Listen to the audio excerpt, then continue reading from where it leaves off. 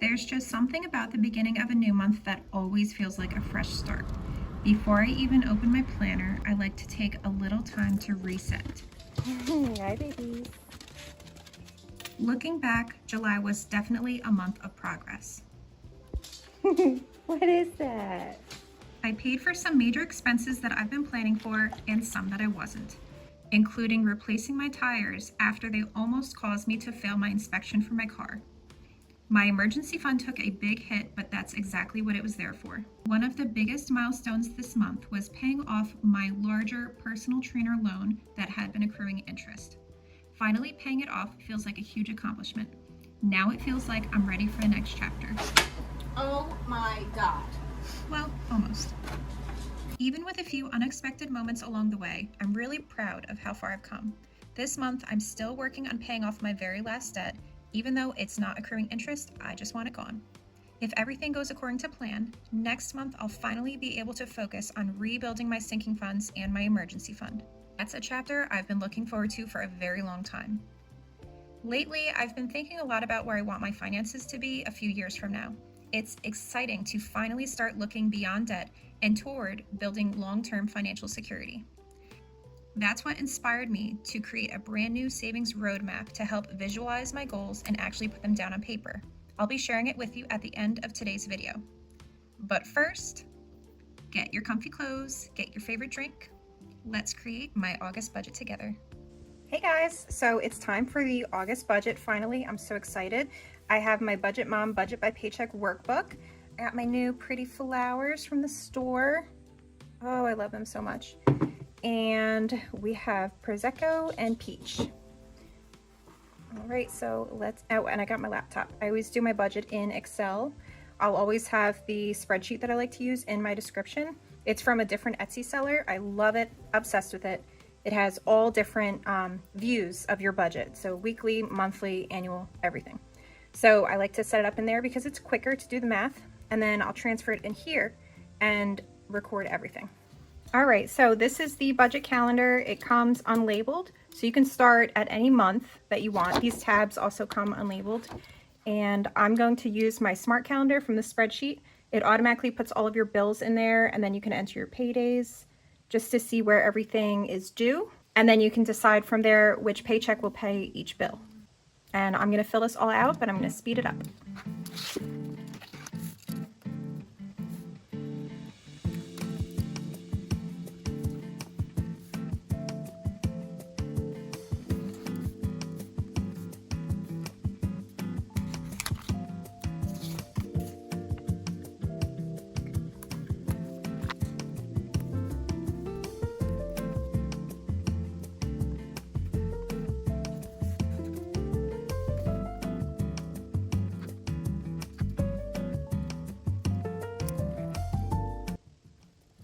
All right, so I have all of my bills. I have when I'm going to take out savings or sinking funds. I have when I'm going to take out cash envelopes. I have my paydays. I normally have more of these stickers, but I ran out. I'm probably going to make my own for now on. I might sell them in the shop too. You're going to have to wait and see. Okay, so what else do I have? Oh, I have my last, so I became debt-free in January, and then I got a personal trainer. I extended my contract and I took out a loan for that, only because I knew that I could afford it. I know that sounds horrible, but it's worth it to me. And I'm gonna pay this off in August, but I still have the trainer until December. So to me, worth it. I'm able to pay that off. I have a birthday over here, and then I have some more subscriptions. I have my electric, and that's pretty much it. I'm getting my hair done. I believe it's the 27th. I need to double check, but I have it in my budget to cover that. And I always budget a little bit extra for this. All right, so then if you're not familiar with her workbook, she has 5 of these. So that way, if you do get paid weekly, sometimes there's a 5-week month based on your payday. July, that was how it was for me. I get paid on Fridays, and there was 5 Fridays in July. In August, there's only 4. All right, and every paycheck budget is unlabeled. So like I said before, you can start at any month. I started in October with this workbook over here. Okay, so August pay 1, paycheck date is the 7th. So something to mention is that all of my regular subscriptions are on a credit card. So that way, no matter where they fall in the month, they're always paid for according to whoever the subscription is from. And then I paid off with my own checking account. So I do still I have a daily credit card that I use, and that's to get points back. And then I'll pay it off throughout the month. So for inflow, you always want to consider what rollover you'll have. I like to consider nothing. Obviously, I hope that I'll have some more money from my last paycheck, but it's safest to consider the worst case scenario. So rollover and then paycheck. This is just an estimate. It should be the lowest that I'm getting. There has been some screwy business at work and my paychecks were a little bit short. So I'm really hoping that this will be more because I'm going to get more from what they missed in my last paycheck. And then I'm not using any savings or sinking funds here. So my total inflow will just be $10.50. And then it moves down to bills. Nice and easy. The only bill I'm going to pay is my iCloud subscription. So the reason why I mentioned that all of my subscriptions are on a credit card, because that way I get to play around with when I pay them. Because this month, just the way that the paychecks fall, my first paycheck is August 7th. I have a lot of things that I like to do the first paycheck of the month. But then coming to the middle of the month, I have a lot of bills and subscriptions. So I don't have the buffer to afford all of that. So what I'm doing is I'm going to be taking some cash envelopes out, but I'm going to be paying off the rest of my subscriptions until 2 paychecks from now, just so that way everything's covered. I'm not depending on a rollover that I might not get. So I'm going to pay off subscriptions in 2 paychecks so that way I can take out some cash envelopes here and still save. I'm going to start saving each and every single paycheck. So you do $10.50 minus $9.99 is $10.40.01. And then you move down to the variable expenses.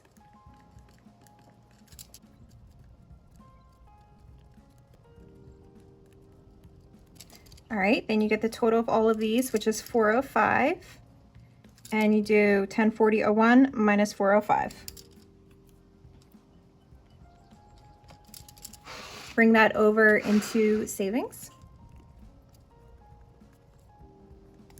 I'm going to be starting a sinking fund for my flea and tick preventative for my dog. That's due next month. I'm going to start saving a little bit now so I can pay for it next month. So you just subtract, you do the rollover. $635.01 minus 55 is $580.01.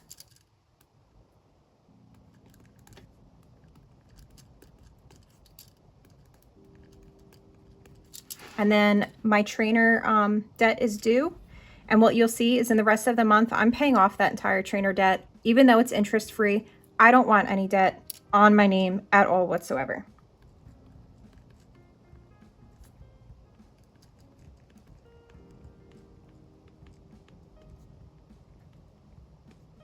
And then whatever you have left becomes your rollover into your next pay period. So I have $313.34. I'm going to fill this out off camera. This is breaking down the cash envelopes. Now here's paycheck 2. Here's pay period 2.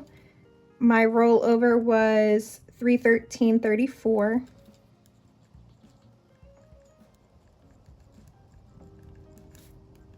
And I'm not bringing over any sinking funds or savings, so I'm just going to add those up. $1363.34. The only bills that I have coming out of this pay period is rent, which is $765. That's due on the 21st. So then you're left with $598.34. Bring that down. And variable expenses.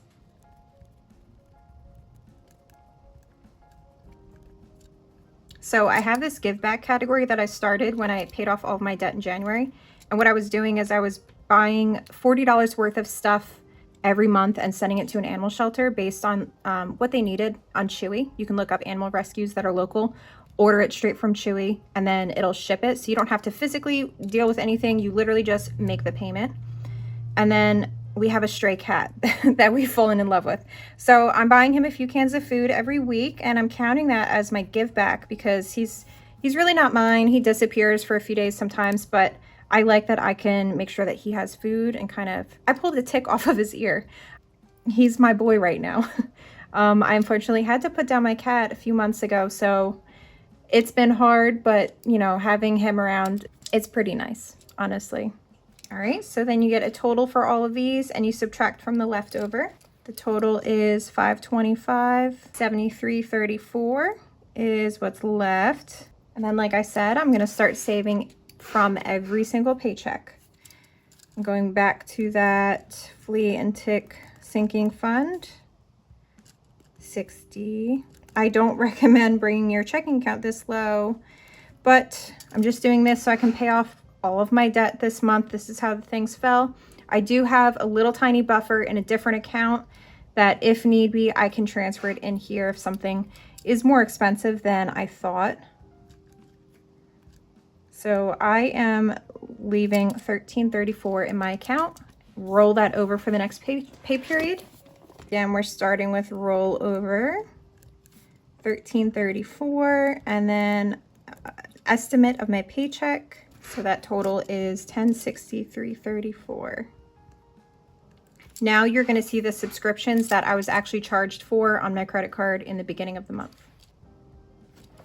So I'm only doing 2, and then the rest I'm doing on the next paycheck. We have Disney Plus and the gym. 42 and 13.77. That is 56.76. And the total of how much I had before, minus 56, 1,006.58. Always start with groceries and gas. That's how I do it, at least. And then I'm getting my dog a GPS collar because our underground fence has a cut in it somewhere and we do not feel like finding where it is. My beauty is $300 because I'm going to get my hair done, but it's usually around $200 for the total. I just like to have extra available just in case. And this includes the collar plus dog food for the month.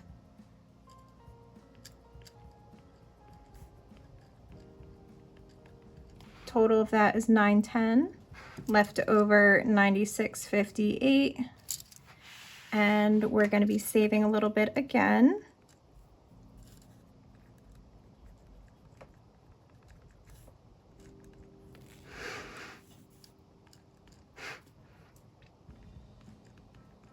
My rollover to my next pay period is $36.58. Okay, no debt payment here. Last pay period of the month, I start with my rollover, $36.58. Paycheck estimate, $10.50. All right, now is the slew of my subscriptions. So the first bill is actually electric. This is usually due around the 3rd or 4th week of the month. Oh, I forgot. My husband is also, we split the difference for electric and cable. So he usually only has to give me a little bit for us to split the difference. $1136.58. And now Healthy Paws, that's my pet insurance. I have yet to use it, which is, you know, I have a love-hate relationship with that because I'm paying a lot of money each month, but thankfully I haven't had to use it. She did have to go to the vet yesterday, so I'm going to get to use that bill towards her deductible, which is good. I guess I can't complain because she's very active and she runs really hard, so I could just imagine her really injuring herself. And right now I took her to the vet just because she was limping a little bit on and off, but they didn't think it was anything very dangerous.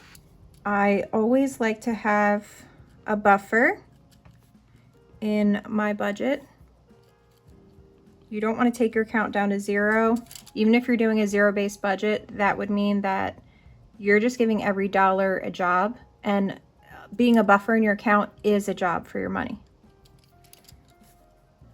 So I have all of my bills, my savings, my debt, everything that I want to do. And then the little chunk that's left over, I consider that my buffer.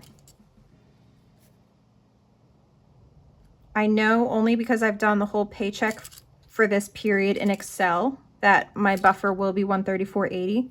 But typically you won't know until you put in everything that you need to pay for.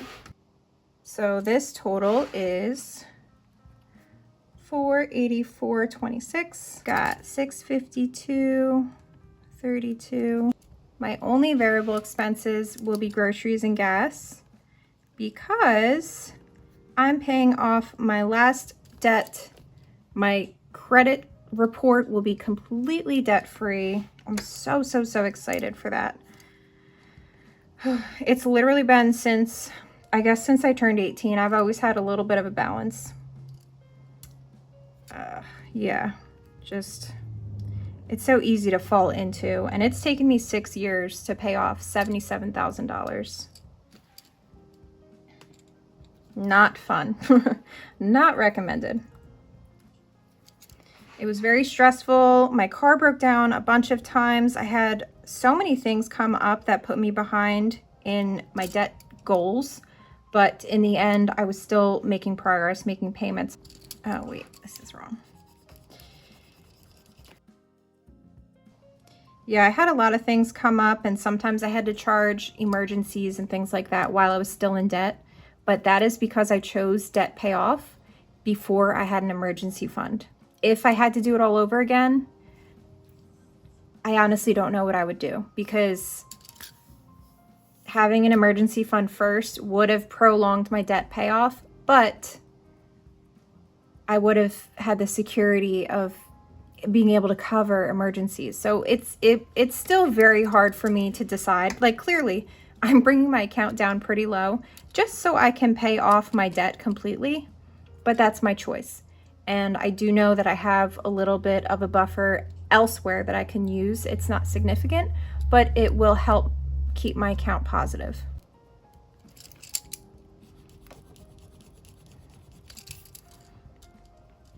So I'm going to bring the 502.32 up to the savings part. And what I'm doing is I'm finishing up that flea and tick sinking fund. This is all that it will be. This is the price that it always is. I saved 55 to 60 each week this month. And then I'm jumping onto the next sinking fund that will be due this year. So that's my Mint Mobile. I pay for 6 months at a time, and this is not due until November, so I have plenty of time, but I'm just gonna keep chugging along. And then I have to pay my P.O. box for Etsy. I am supposed to be opening my shop back up in September. I sell cash envelopes, savings trackers. I'm gonna start doing stickers. And I have some really cool new products, like some mystery boxes. And it actually comes with the box as well. So the difference between what I brought in over here and that should be what I'm paying off for the final debt. And good, I'm glad, because sometimes when I do this on camera, even though I'm following from Excel, I write it down wrong. And then I'm recording and I'm flipping around and trying to figure out where I went wrong. But, you know, I'm human and I definitely make mistakes. So this is very last debt. And just because this bottom left over is 0, that doesn't mean that there's 0 in my account, because I have the buffer right here. So if I take my July account down to 0 before I come into August, which is not likely, possible, not likely, never happens, knock on wood. But if I take it down to 0, I should have $134.80 left in my August, and that's if everything goes to plan. If I bring some over, I'll have a bigger buffer, and what I'm gonna do with that is I'm gonna start getting to my total for Mint Mobile, because I have a whole like financial roadmap, really cute document that I created, and I think I'm going to put it in my shop as well. But it's basically a roadmap, and it's going to have all of my goals, and it's just writing things down makes it feel more realistic that it's actually going to happen. Just looking at it and planning it out and seeing that you can plan it, you can do it. You just got to work hard and stick to your goals and think about, is this new purse that I'm buying going to help me reach my goals? Or would I rather pay off another debt? Or would I rather save? Or have I been working really hard with debt and savings and I deserve that purse? It's all the trade-offs that you want to do. But let me show you what mine is. I'm super, super excited. All right, so this is the financial roadmap document that I created because I wanted something visual to see where I'm going with my financial goals. So first off, I want to be 100% debt-free. And that should be accomplished if everything goes to plan August 2026. After that, I'm going to fulfill all of my sinking funds for the rest of the year.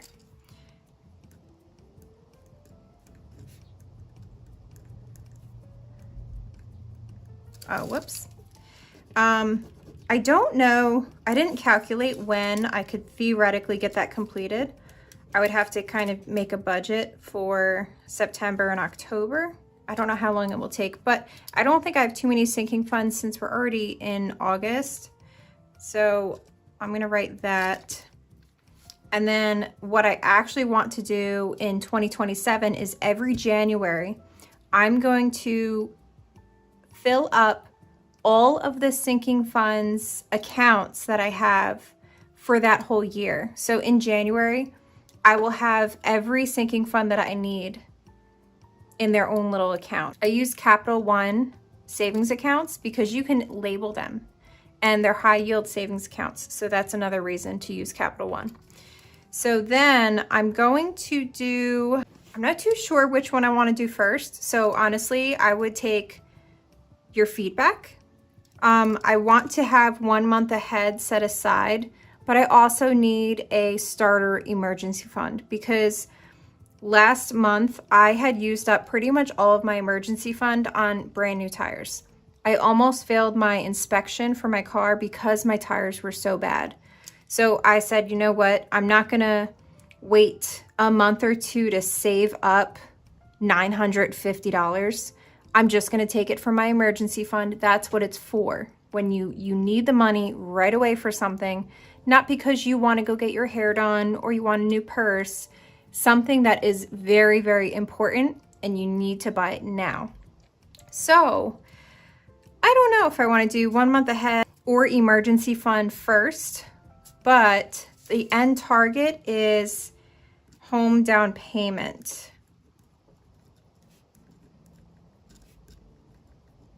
And I don't know when I will complete that. We're hoping in like the next 2 years to be looking at houses, but you know, not too sure. I'm gonna figure out these numbers first, and then theoretically, if I have so much aside after bills, what can I afford to save each month, assuming that everything goes good.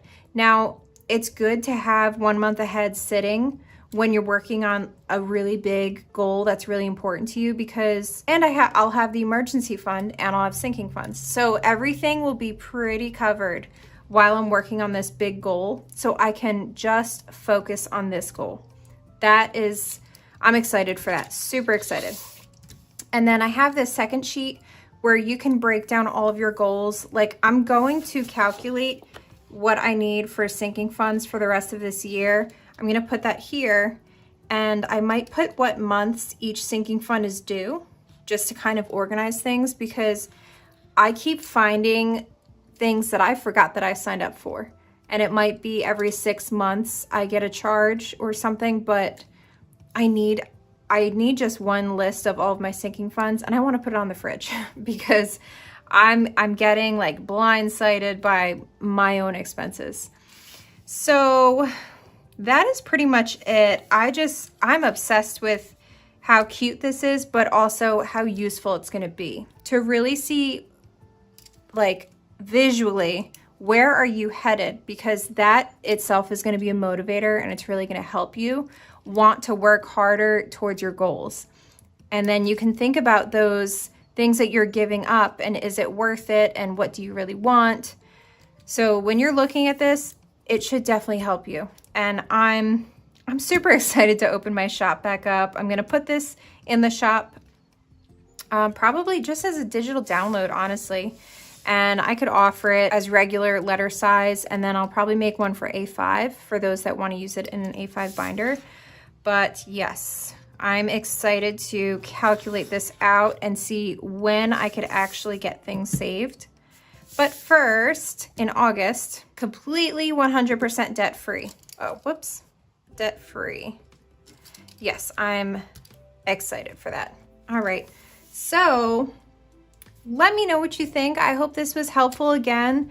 I love going through my budget on video because it also keeps me accountable, and hopefully it motivates you to get started on your budget and not just kind of let it sit and then you forget about things that were due, and then you're charging things. And, you know, just being prepared and having a plan makes everything so much easier. I know that when I didn't do my budget for the month yet, I just feel so anxious because I don't know exactly what expenses are coming, and I don't feel comfortable with my finances because I don't know what to expect, and I really don't like that feeling.